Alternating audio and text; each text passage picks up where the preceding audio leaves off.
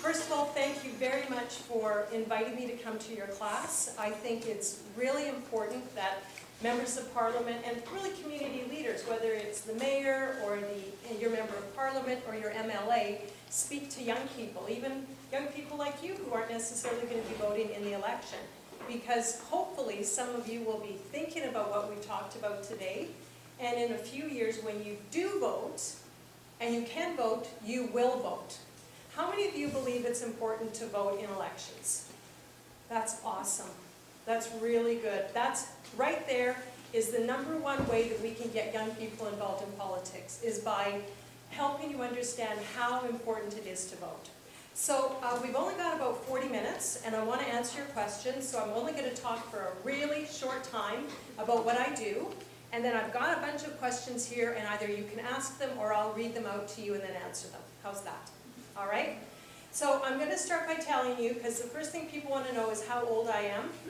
I'm 55. What? Yeah. You thought I was a lot older? Just don't say a word. I thought you were like 34. Thank you. I have 3 children, 30, 25, and 22. My oldest is a boy, his name's Luke. My daughter is 25, her name is Delaney, and my son is 22, his name is Parker. I have a granddaughter who's in grade 2, and I have a grandson on the way. I don't have any pets. I used to have a dog named Happy, but Happy, we had to put Happy down 2 years ago. Happy was 12 years old and a really wonderful pet, but I don't have any pets. So that is, a lot of people want to know those things. And you know why? I think people want to know that their member of Parliament is real and is a person. And I think those are really good questions to ask. I grew up in Morden. I'm sure all of you have been to Morden, Manitoba. I went to school there. You still do. I lived there. You lived there, or you lived there. All right. And I went to school there. Which school? Minnesota. Okay, I went to Maple Leaf School and Morden Elementary and Morden Collegiate. And I'm the youngest of 8 kids. So my mom and dad were from Morden, and I grew up in Morden, grew up in a small town. I've lived in Winkler for the last 15 years, and I just recently moved to Oak Bluff. So I really know this area. This is my home. But I've been a member of Parliament for the last 11 years, which means that I have to, every week, get on a plane and fly to Ottawa and work for all of you in the House of Commons, in Parliament. What happens is every time there's an election, I either get rehired by the people in Portage-Lisgar or I get fired. Thankfully, I've always been rehired every election to keep doing the work for you. So in federal government, the things that we make decisions on are things like the economy and how we spend taxpayers' dollars. We make decisions on defense and how we interact and how we relate to other countries. We make decisions around things that are federal in nature. And you know what, even for a lot of adults, I'm going to be honest with you, many adults don't understand or know always the difference between what's federal and what's provincial. Please keep So come to your office. it's, oh, there we go. I won't even go too far into that, except just to say that as a federal politician, we make laws around issues of federal jurisdiction. Most of my day is spent in the House of Commons, debating legislation, talking about bills that are before Parliament, having a question and answer time, it's called question period, and then voting. Sometimes we're voting until 7 or 8 o'clock at night.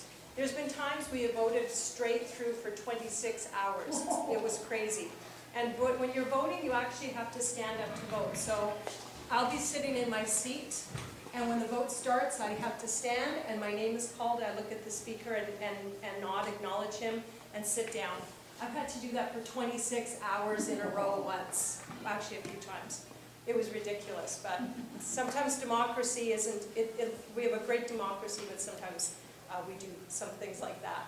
So most of my time in Ottawa is spent in the House of Commons. If any of you are ever in Ottawa with your families, I'd love to give you a tour. I'd love to let you come to question period. I can get you passes. And it's such a joy for me to have my constituents come and visit the House of Commons and visit Ottawa. So that is an open invitation, and you can tell your friends and family that you have an invitation to come to Ottawa and to visit me there. The other half of the time, I am in my riding here in Portage Lisgar. And the riding in Portage Lisgar includes areas like Morris, the RM of Morris, Rosenort, Winkler, Morden, Altona, Portage La Prairie, Treeherne, Carmen. I go right up to LaSalle and Oak Bluff. So when you think about that, it's a pretty big area. And when I'm here in my riding, I spend most of my time traveling around the riding, meeting with mayors, with reeves, with municipalities, meeting with farmers, manufacturers, individuals. We do a lot of work helping people with immigration challenges, passport, taxation. So we try to help people, but that means I've got to be out talking to people as much as possible, which is what I do. And then the third part of what I do, and I do a lot of it for my party, is I do a lot of work with the media. I'm on TV doing interviews with journalists. I do interviews with panelists on political shows, but the media want to talk to politicians because that's how they get the news out as to what we're doing and what we are not doing. So that's a really, really quick description of what I do when I'm working as your member of parliament.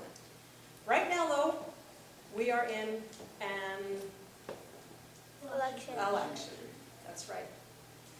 And so my job changes.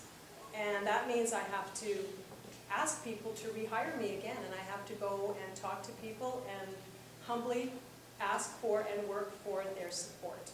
So what I've been doing the last 6 weeks is actually a lot of the same as what I do all year round. I do a bit more actually knocking on people's door. Like I'll literally will come and knock on your door, meet you and ask if you have any questions and if I can get your vote. But it really is meeting with people, traveling around the riding, talking about our platform and what we're going to do in government to help people keep more money in their pockets and help families and help farmers. But during an election, I'm in the riding the entire time. I don't have to go back to Ottawa. And I just work hard to earn people's vote. And then on election day, people vote hopefully for me and they go cast their ballot. And once the ballots are counted, I know if I got rehired or fired for this job. So that's kind of in a nutshell what an election is. It's when people look at the platforms of all of the parties. They decide which party they trust to look after Canada and look after Canadian families and Canada overall, and then they vote for that party. So that's basically what I do in Ottawa and then what I'm doing during an election. So it's kind of general, but gives you a bit of an idea. So with that, do you want me to just sort of go through the questions, or do you want to, why don't you guys, you decide? I see the grade 5, 6B class have their questions, and some of the A class now have their questions on a slip of paper. It's the same as on the sheet there. Yeah, it's the same ones on the sheet. Okay. Could I have one student just stand up, or if you want to ask who's now, you can stand up, and then if you want to call on them, and they can ask the question, say your name, say hi, and then ask your question. So if there's somebody who wants to stand up and ask us for a question. Should we just... Yes, what's your first name? How important is climate change to your party, and what actual concrete actions are you and the Conservative Party going to take to reduce our greenhouse gas emissions if you are elected? Thank you. What's your name? Rick. Bridge? Bryn. Bryn. Thank you, Bryn. Thank you for that question. That's a really good substantive question right off the bat. So our party knows that climate change is real, and Conservatives believe that there are things that we can do as Canadians to help reduce... Rachel Lowen, please come to the office. To help reduce global GHGs, first of all. There's a lot of things that we can do to help reduce the impact of climate change and reduce pollutants and things like greenhouse gas emissions, which contribute to climate change. So we have a plan. It's called arealplan.ca. If you're really interested, it's about 65 pages long. It's a comprehensive document that does 3 things. First of all, we believe that Canada needs to do more and can do more to keep Canada clean. Canada, hi.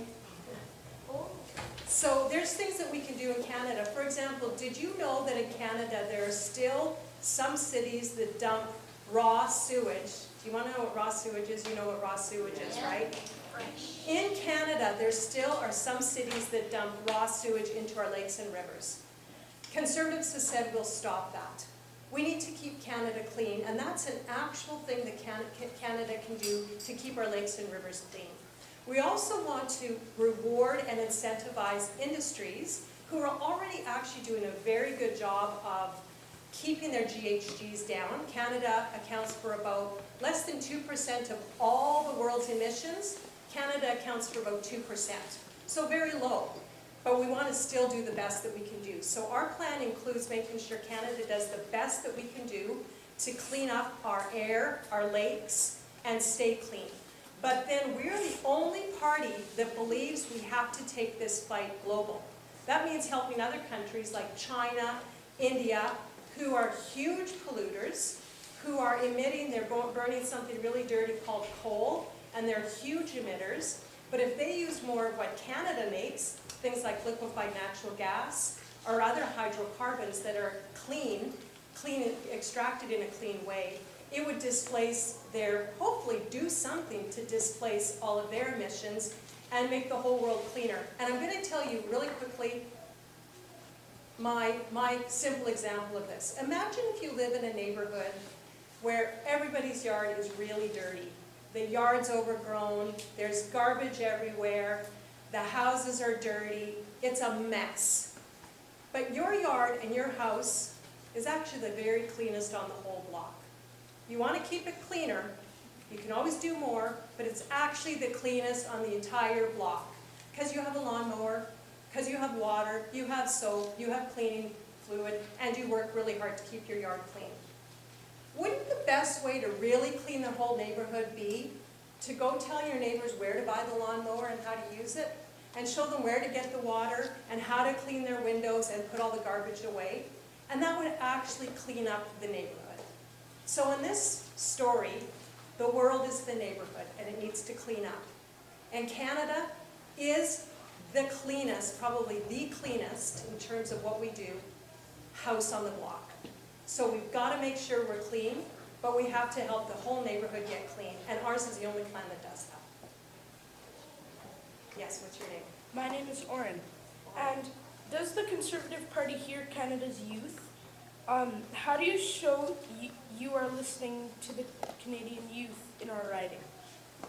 Well, I believe I show I'm listening to the Canadian youth. I listen to everyone in my riding. I think it's really important that even people who didn't vote for me, and clearly people under 18 couldn't vote for me. So I believe it's really important that I listen to and I spend time with everyone in my riding and every age bracket and even people who didn't vote for me. So today I'm visiting with you. 2 weeks ago I was in Winkler at the Winkler Collegiate talking with high school students. Yesterday, the day before, we were in Portage La Prairie at their high school. So I spend time with young people. But I think what our party is doing, what we're doing to really listen to young people, is we're asking them what their challenges are. We're hearing that young people are really thinking about what kind of job am I going to get when I'm finished my education? What work will be available for me? Will I be able to get a house? What if I want to get married and have a family of my own? Can I afford to support that family? So we're listening to young people and trying to make sure that the problems that they might have, we're helping address. And one huge problem that actually your age needs to think about is the current government under the current Prime Minister is spending and spending and spending billions and billions of dollars that we don't have. Justin Trudeau? Justin Trudeau. Oh, Justin. Yeah, Justin. He is spending literally billions of dollars that we don't have. Imagine if your mom and dads were racking up a whole bunch of credit card debt and they were never going to pay it, but they said, well, that's okay, because the kids will pay the bill when they're adults. They'll pay our credit card bill. You guys would say, Mom and Dad, that's not fair. If you're spending it now, you should pay for it. Don't make us pay for it. Well, that's what Justin Trudeau is doing to your generation. He is spending billions of dollars and asking you to pay for it. So we don't think that's right, and we're listening to you and listening to your families, and we want to help you so that when you are adults and working, that you have a really great country to be able to do that in. Thank you. Yes. All right. Did you have a question? Who is your party's leader? His name is Andrew Scheer, and he's been the leader for about about 3 years, and he was the former Speaker of the House of Commons and Deputy Speaker of the House of Commons. And he's running to be the Prime Minister of Canada. He's a dad, he has five children. He is originally born and raised in Ottawa, but he's lived in Saskatchewan for most of his adult life. And that's who our leader is, and hopefully will be the next Prime Minister. So remember the name. Oh, Chaz, I've got one from Willow. So could you raise your hand, just give away Willow? Hi, Willow. Sure. I know who you are. Willow wants to know, in the last 4 years you haven't been the majority party, even though you've won. So how does it feel being the opposition instead of the leading party? It was really, really hard to lose the election in 2015 and go to opposition. And I think mostly because we were very, very concerned as to what the government was going to do. And when you're in opposition and you don't have a majority, they can do anything that they want, and you feel like you really have very little power to do anything. Now, fortunately, we had a very good team. I was the House leader, so we have a leader, but I was the next person in terms of leadership of our party. I was the House leader. And so we were pretty good at finding ways that we could use the tools that our democracy gives opposition. Because you know what you should know, and maybe you've already been talking about this, the role of opposition isn't just, it's a group of people who are negative towards the government. We actually have a role that has been, it's Her Majesty's loyal opposition. It's an official capacity, and it's an incredibly important part of our democracy. Our job is to really passionately and with everything we've got, oppose and criticize what the government does. You know, in our country, we're so fortunate. We don't shoot each other and get into we don't have civil war, but we have strong democracy, and that means a really strong opposition. So if anyone says to you, why can't they just be more positive? Here's my answer to you for that. We have a job to be critical. And in the House of Commons, the government should feel very challenged and very uncomfortable and have to always defend what they're doing. So we took that job really seriously, and we found ways to expose things that the government was doing. So we don't want to stay in opposition, but I feel that we did a good job in opposition, and I think that was an important role. No matter which party is in opposition, it's a really important role. Thanks. Yeah. Yes. What's your first name? My name is Carter. Carter. Hello. And does the party whip actually use a whip in the House of Commons? What's their That's job? a great question. So the party whip, actually, they do have a whip. It's usually, I know, it's usually framed, or it's a symbolic thing. They don't use a literal whip, but the party whip does keep discipline. So the party whip has to make sure that MPs are there and are there for important votes. And the party whip can use kind of what's called carrots and sticks. So a carrot is something good, and a stick is something not so good. So if a member of Parliament isn't working as part of the team, isn't showing up for votes, then there might be some things. They might go to the whip and say, I really would like to be on a committee, or I'd really like to do this in the House of Commons. And the whip will say, you didn't do what we needed you to do, so then we're not going to help you with something that you want us to do. So it's a little bit of a give and take is what it is. But it's not an actual whip that they use. But the party whip has to be a pretty tough person. Now, we've got a great team, and most MPs who are there absolutely want to be part of what we're doing, or else they wouldn't be there. So it's also kind of a fun role. But I always thought the House leader should have something. I thought a crown, possibly. Or what did somebody thought, an anchor. That was another thing one of my staff thought, an anchor. All right, what question do you have? What's your first name? Toral. Toral. What are specific policies your government would bring in to encourage Canadians to use cleaner technology?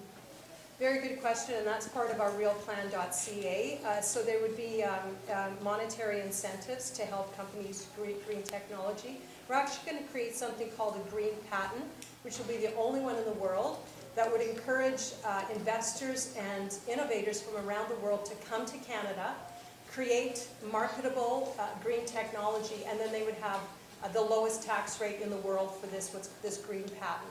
So we think that the market can really incentivize, and the government should be there to oversee it, but not tax Canadians. We don't believe that a carbon tax does anything for anyone to reduce emissions.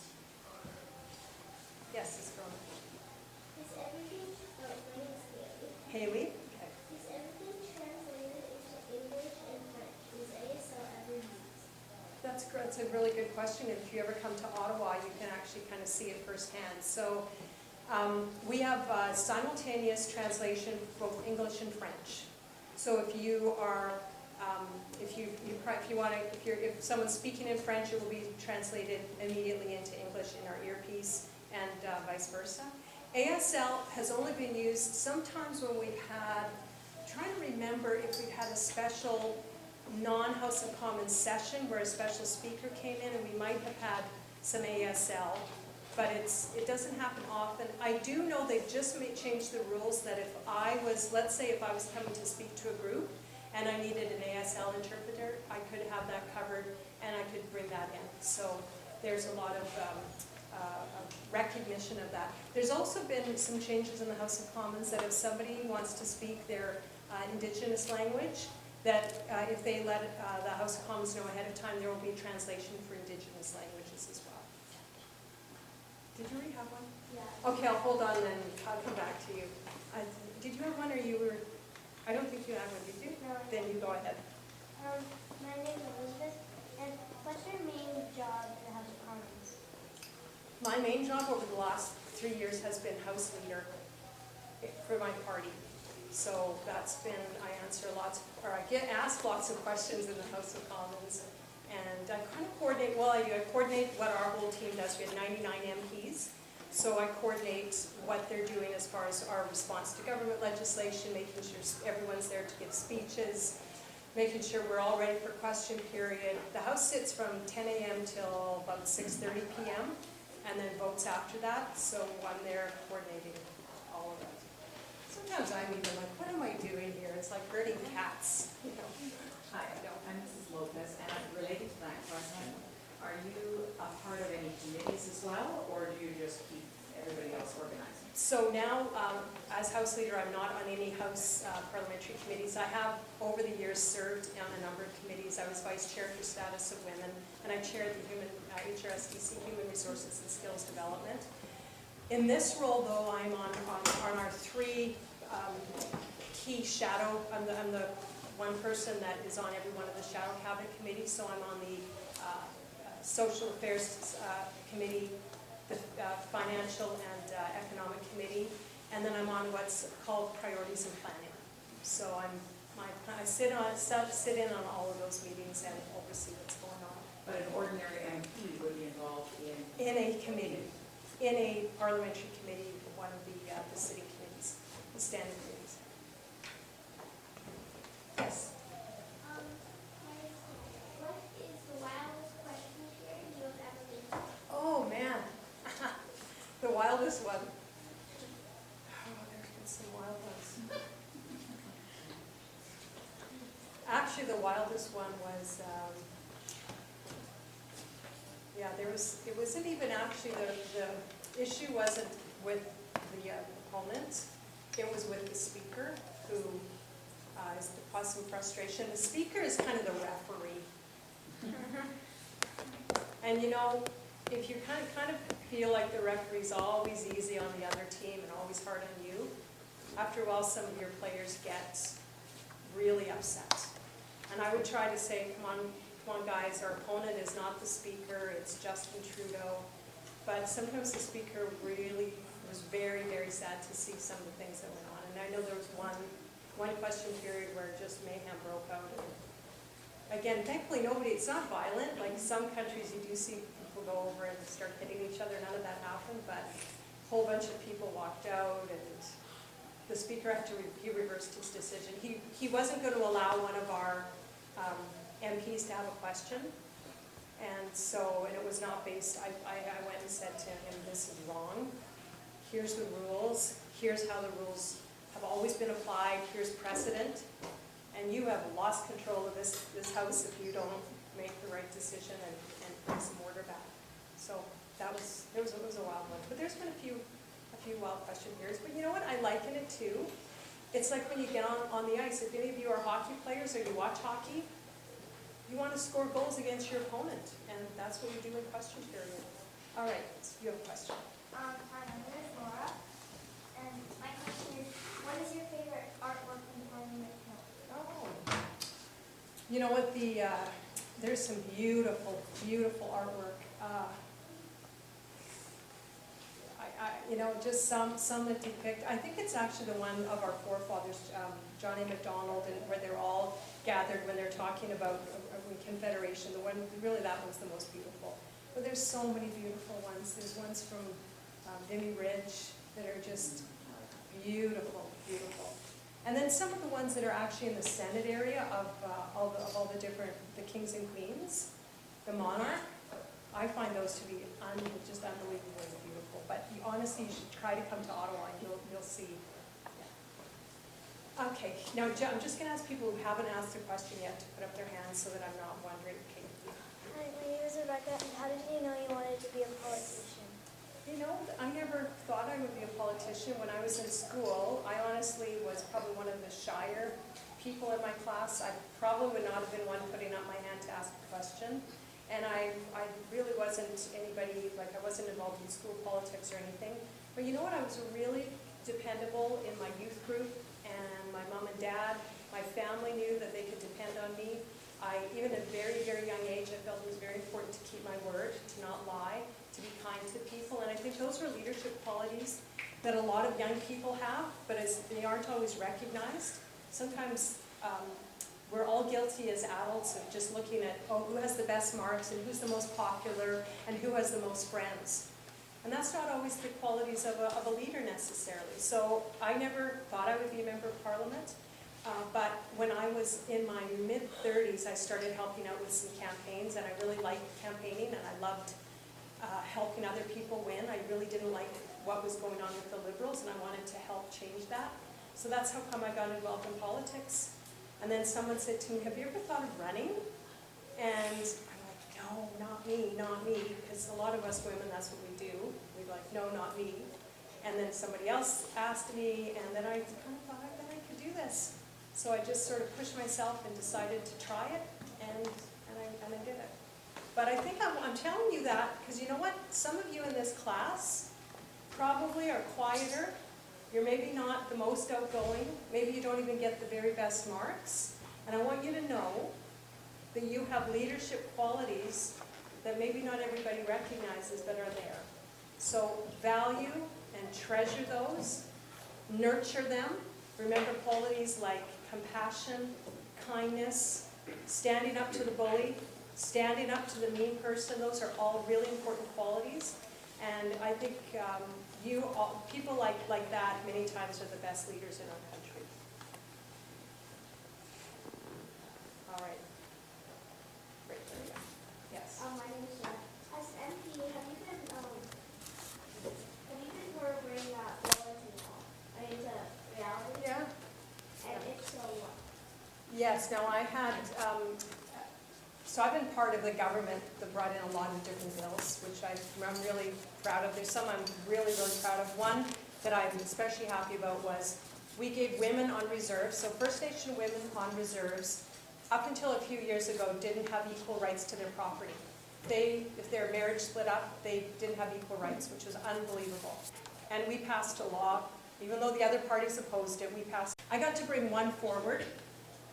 It didn't pass. But it was a huge bill that helped pass another bill. So my bill was to end the long gun registry, which was a registry that just penalized people who had firearms for hunting. They owned them legally and they used them for farming, for hunting, for shooting rodents or things like that, target shooting.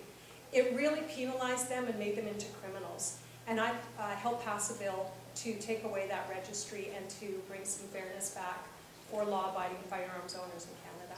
That was kind of what I'm known for on the gun. I'm the gun lady, kind of, even though I don't have any guns. But they just didn't say that it's okay, so they didn't allow it. Well, the other government was going to say farmers were criminals if they didn't register with the government. And that's not true. They're not. Criminals are the people, the gangsters in cities that are using guns to sell drugs, to do very terrible things, and they do it illegally. Not farmers and hunters who are going sport shooting or shooting a skunk or something like that. Yes? So we started watching the debate from Tuesday night, and we noticed right off the bat that your leader, Mr. Scheer, ignored a question and rather pointed the finger and said some things that we wouldn't be allowed to say in a classroom. So the question is, what might happen if a party leader does something that the members of that party may not agree with? Well, first of all, I want to give you a little context just to think about. As I'd said a few moments ago, being in opposition and certainly an election is a time when the most powerful people in the country should feel very uncomfortable. There are things that probably you would do in many situations that you wouldn't do in your classroom. So I think it's really, and also, I'm going to be really serious. I think as teachers, you have a huge responsibility, I think, to defend what we have, this amazing democracy where we verbally spar and we use every tool available. So I noticed too, Andrew didn't answer that question. Andrew was part of a debate where he had, everybody across the board admitted the format was terrible. 6 people on stage, most of them will never become prime minister. So you have to use the tools available. And he knew he would have 30 seconds to get out a message that had to be said. So he did. And he will be judged whether that was acceptable or not. But I am such a defender of our democracy. And part of our democracy, kids, is being passionate and being vocal and being tough. You can't abuse somebody, you can't trample on someone's rights, but you have to call out. And they're going to call us out as they should. But if our leader, first of all, our leader has to answer to the Canadian public. So if the Canadian public doesn't like what he did or what he said, they won't vote for him. That's an important part of our democracy. And if our party doesn't like what our leader does, we actually can ask him, we do a review, and then our leader would have to step down and we would have a leadership race. And it's where every member can vote. So if you're 14 years of age or older, you could actually vote for who would be the next Prime Minister of the country.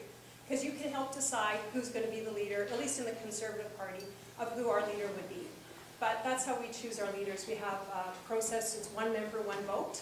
And whoever gets the most votes gets to be leader of the party. That's how it works. So at the end, you know, we're always, you're held accountable for what you do. And it's a bit democracy. Who said democracy is a bit messy? But it really is the best system that we have. Yeah. Yes. Are there any, my name is Cindy. Are there any summer jobs for young people interested in politics? If there are, what are some important skills to have? Well, that's a really good question to ask, because that's kind of, I got involved as a volunteer. I wasn't a student, but now I know a lot of students who work in politics. They start out as volunteers. In fact, there's a man who just became an MLA. His name's Josh Ginter. Have you heard of Josh Ginter? He's a new MLA from Borderland, 25 years old. He started working on my first campaign when he was 14 years old. And he said, I love Conservatives and I want to help and I don't like Liberals. We were like, welcome, come on into our campaign. He started working when he was 14, just volunteering. The skills that he had were these 3 skills. He showed up. Do you know what I mean by that? Like he actually physically came and said, I want to help. He didn't kind of sit back and say, well, somebody should do something, but someone else can do it. He showed up. He then offered to do a lot of the work that maybe other people didn't want to do. He told me he would come door knock with me.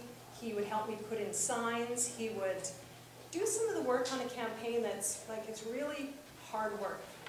And then he did the third thing that I think is really important is he fulfilled his word, and he actually went above and beyond what he said he would do. So when he told me he would knock on 10 doors, he ended up knocking on 20 or 30 doors. So I was really, really impressed with Josh Ginter. He showed up, so it's really important if you find a party that you agree with and you want to be involved in politics, join that party. Get involved at the local level. There's so many opportunities. And then be ready to do some of the jobs that need to be done. And then do them really, really well. And you know what, in politics, there are so many opportunities. Josh Ginter went on, helped me on my 2015 campaign, and he went on and became an MLA. And he'll probably be an MLA for a very long time and have a fantastic career. So I think politics is actually one area where young people can leapfrog and advance. Well, really anybody can in a really, really quick way. How are we doing for time? We've got 5 minutes. 5 minutes, so 2 more questions. Oh, did you have a question? Yes, Yeah, you you had a did. question already. Okay, you didn't have a question. What was one moment in your time as a politician that you will always be proud of? Oh, you know, and then when these, I've got a lot of those moments. There are so many moments. There were moments when we were most recently, moments when we were really able to expose some things that the government did that Canadians wouldn't have known about, like, and we worked really hard behind the scenes to do that. In government, I would say there were some moments where I worked with Stephen Harper, the former Prime Minister, and we were able to make some really big changes on legislation that made me feel like we were really having an impact. I think though the moments, like when I really look back, it's where I'm able to help people in the riding. There was, for example, a family that were adopting 2 children from, I think it was Ethiopia or Kenya, and they could not, these babies were there and they couldn't get them to Canada, and we were able to, we wrote a letter, found out the paperwork was actually sitting in some consulate's desk in Kenya or Ethiopia, and we were able to call and get this person to pay attention to it, and these kids got to come here, and it was in Winkler, and have a mom and dad. You know, that was really, really amazing to be able to do that. And there's other examples where, especially bringing families together in the riding, or people that, I know one man, his daughter, he left, he was again in Kenya or Ethiopia, it was Kenya, he left his daughter, and she was a teenager, her mom died, and she was in this very dangerous country with no protection, and we were able to get her here.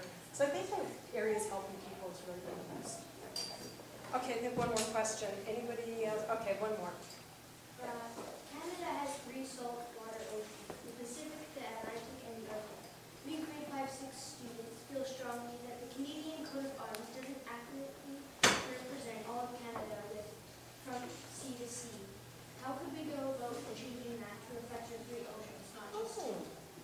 We were looking at Interesting. the coat of arms the other day, we noticed. Doesn't have the... From sea to sea instead of. Well, you know what? That would be a very good idea for somebody who has a private member's bill, and because private members' bills, actually a lot gets passed in private members' bills, and it would be, I think, an issue that you could get all-party support. It's not a political issue. It's just a kind of a common sense issue. So I think that would be something that we could work together with. How do you with you. start that process? Well, probably the best way to do it is, once the election's finished, write up, kind of make a little write-up as to what you're looking for, and send it to me as your MP.